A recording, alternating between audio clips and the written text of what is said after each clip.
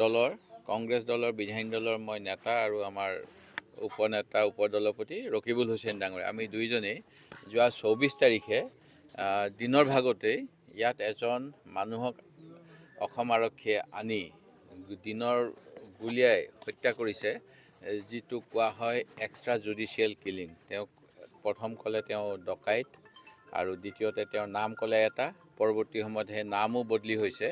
এইটো গোটেই ৰহস্যৰ আৱৰ্তত আৰু এই ঘৰটোত আনি পেলাই মৰাৰ কোনো কাৰণ নাই। এই ঘৰৰ যিসকল বাসিন্দা মাৰ্থি দৈমাৰী, তেখেত ধনশ্ৰী 1 নং ধনশ্ৰী খুঁটিৰ বাসিন্দা। স্থানীয় ৰাইজেও শুনিছে দিনৰ ভাগত কি হৈছে আৰু এনেধৰণৰ মুকলিভাৱে হত্যা কৰাটো এখন গণতান্ত্ৰিক দেশত ভাবিব নোৱাৰা কথা। এই কাম অসমত এতিয়া আৰম্ভ হৈছে।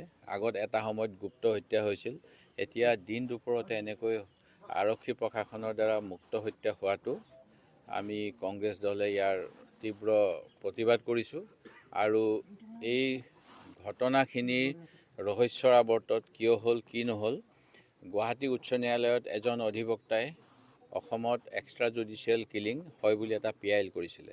দুৰ্ভাগ্যক্ৰমে কোৰ্টে সেই PIL চৰকাৰী পক্ষৰ কথা শুনাৰ পিছত অগ্ৰাহ্য কৰিলে। মই ভাবোঁ এতিয়া গুৱাহাটী উচ্চ ন্যায়ালয়ৰ এটা দায়িত্ব আছে যে আমাৰ সংবিধান ৰক্ষা কৰা দায়িত্ব তেখেতসকলৰ। সেই গতিকে তেখেতসকলে নিজাববীয়াকৈ চৌমতো এই হত্যাকাণ্ড, এই গোটেই ঘটনাখিনি তেওঁলোকে ল'ব লাগে আৰু কোৰ্টৰ যোগেদি তেওঁলোকে গোটেই তদন্ত কৰিব লাগে। আৰু যিখিনি হিউমেন ৰাইটছ বুলি কথা আছে, আমাৰ হিউমেন ৰাইটছৰ ভাইলেশ্যন বহুতখিনি হৈছে। এতিয়া প্ৰাৰম্ভিকভাৱে গম পাইছোঁ যে অন্য কথা বাদ দি এজন মানুহ দিন দুপৰত নিজৰ ঘৰৰ পৰা ভাবুকি দি উলিয়াই নি পুলিচে ইয়াতে আহি এটা হত্যাকাণ্ড সংঘটিত কৰিছে। আৰু বাকী পৰিয়ালকেইটাৰ কথা আছেই, কাৰণ পুলিচক কোনেও আইন হাতত তুলি ল'বলৈ দিয়া নাই। তেওঁলোকে আইন উলংঘা কৰিলে, সেই কি দোষ কৰিলে সেইখিনি জাজে ন্যায়পালিকাই বিচাৰ কৰিব লাগে। পুলিচ ন্যায়পালিকা কেতিয়াও হ'ব নোৱাৰে। মুখ্যমন্ত্ৰীয়ে যোৱাকালি এটা কথা কৈছে যে কেনাৰাম বসুমতাৰী নেকি তেওঁতো মানে কোনো ভাল নহয়, তেওঁৰো মানে কিবা কিবি দুখ আছে।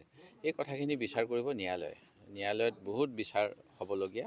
সেই গতিকে এইখিনি আমি আহি চালোহি আৰু অসমত এনেকুৱা আইন শৃংখলা পৰিস্থিতি, যি সময়ত আমাৰ নতুনকৈ এজন গভৰ্ণৰো আহিছে, মই ভাবিম যে গভৰ্ণৰে আমাৰ কেন্দ্ৰীয় চৰকাৰৰ প্ৰতিনিধি, তেখেতৰো দায়িত্ব আছে। অসম চৰকাৰৰ গৃহ বিভাগৰ দুখীয়া মানুহে খোৱা বস্তুৰ দাম সকলোতকৈ বৃদ্ধি পাইছে আৰু সকলোতকৈ আজিৰ তাৰিখত মূল্য কমি গৈছে মানুহৰ জীৱনৰ। সকলোতকৈ সস্তীয়া হৈছে এই চৰকাৰৰ দিনত মানুহৰ জীৱন। এজন কেনাৰামক মাৰিবলৈ আহি ডিম্বেশ্বৰক ইয়াত মাৰিলে আৰু এজন নিৰীহ আমাৰ মাথি দৈমাৰী ঘৰত অসহায়, আপোনালোকে মুখখন চাওক, ভয়ত কম্পমান। তেওঁৰ পত্নীয়ে খাব নোৱাৰা এটা কথা, কঁপি আছে মানুহজনী। ল'ৰা ছোৱালীকেইটাই কি কৈছে কোনো কথা নাই, বতৰা নাই। দিন দুপৰত 10:30 বজাত 24 তাৰিখে ইয়াত আনি কেনাৰাম বুলি ডিম্বেশ্বৰ মুছাহাৰীক হত্যা কৰিলে। কোনো একো নাজানে। এজন ইয়াত থকা স্থানীয় লোকে কৈছে যে আমি আহিছিলোঁ, আমাকো বাহিৰতে ৰখালে। মুখ্যমন্ত্ৰী ডাঙৰীয়া, কি চলিছে এই কথা বতৰাবিলাক? একেবাৰে আপোনাৰ কঠোৰ অন্তৰৰ মানুহৰো কান্দি উঠিব। আজি আপোনাৰ বাক্সা জিলাৰ পৰা ডিম্বেশ্বৰ মুছাহাৰীৰ পত্নী আহি তেওঁৰ স্বামীৰ মৃতদেহৰ কাষত বহি আছে। তেওঁ স্বামীক সামান্য আমাৰ যিটো ধৰ্মীয় নিয়ম সেইখিনি পালন কৰিবলৈ এতিয়ালৈকে দিয়া নাই। কেনাৰাম বুলি তেওঁক আমি জনামতে তেখেতক পুতি থলে, আকৌ তাৰ পৰা উলিয়াই আনিবলগীয়া হৈছে। কি চলিছে এই কথা বতৰাবিলাক? এনকাউণ্টাৰ, আজি জীৱনৰ মূল্য নাইকিয়া হৈ গৈছে। এই কথা বতৰাবিলাক আজি মুখ্যমন্ত্ৰী ডাঙৰীয়া, আপোনালোকে অকণমান ভাবি চাওক। আপুনি জাষ্টিফাই কৰিবলৈ গৈছে এই কথাখিনি। আপুনি ক'ব লাগিছিল যে ইমিডিয়েটলি আমি যিসকল ইয়াৰ লগত বিষয়ে জড়িত আমি একশ্যন লৈছোঁ। কোনো একশ্যন নাই। যিসকল ইয়াৰ লগত জড়িত আপুনি ব্যৱস্থা লওক ইতিমধ্যে। বহুতে ক'ব খোজে যে আপোনালোকে যি ধৰণেৰে এনকাউণ্টাৰৰ কৰিলে পুৰস্কাৰ পাব বুলি যিদৰে এটা প্ৰচাৰ চলিছে, সেই পুৰস্কাৰ পাবৰ কাৰণেও বহুতে এনেধৰণৰ হত্যালীলা আৰম্ভ কৰিছে। অৰাজকতা চলিছে মানুহৰ। কান্দোনৰ আজি চকুৰ পানীৰ কোনো মূল্য নাইকিয়া হৈছে। এই যে অসহায় মানুহবিলাকৰ কোনো চকুৰ পানী মূল্য নাইকিয়া হৈছে।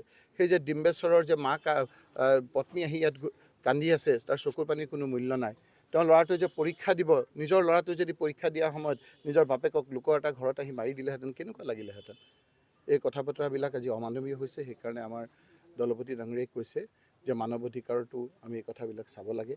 ন্যায় দি আমি কৈছোঁ যে এজন আমাৰ চিটিং জাজৰ দ্বাৰা হাইকোৰ্টৰ যে ইনকুৱাৰী কৰিব লাগে, আৰু ইনকুৱাৰী কৰাৰ আগত ইমিডিয়েটলি যিসকলে এনেধৰণৰ কথা তেওঁলোকে কৈছে যে আমাৰ কোনো অনুমতি নোলোৱাকৈ আমাৰ এই গাঁৱলৈ আহিছে মানুহ, কোনো আমাৰ ওচৰ চুবুৰীয়াক মাতিবলৈ আহিবলৈ দিয়া নাই, চিভিল ড্ৰেছত আহিছে।